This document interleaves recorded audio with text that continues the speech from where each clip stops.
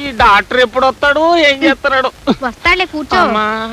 చూడమ్మా, ఇవన్నీ కడుపుతో ఉన్న ఆడవాళ్ళు మామూలుగా పడే అవస్థలే. నువ్వేం కంగారు పడాల్సిన అవసరం లేదు. మందులు రాసిస్తాను, తీసుకోండి. ఈ డాక్టర్ ఏం చేస్తున్నాడు చూడవే. అబ్బా చూస్తానులే, ఊరుకో. వారానికి ఒకసారి వచ్చి పరీక్ష చేయించుకోమ్మా. 12 బాబు పుడతాడు.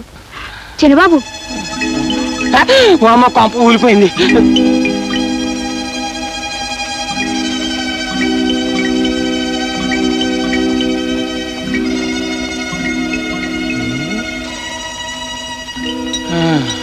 మన చిన్నబాబు ఇంకో అమ్మాయితో ఏమిటయ్యా ఇడ్డారో? పైగా అమ్మాయి కడుపుతోటి ఉన్నట్టుంది.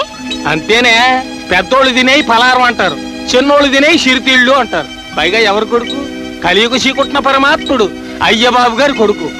అందుకే తండ్రి పేరు నిలబెట్టడానికి చక్రం తిప్పేస్తున్నాడు. ఇదిగా భలే భలే విషయం అని చెప్పి మోసేసేవు, అక్కడ కొంప తగలడిపోగలదు.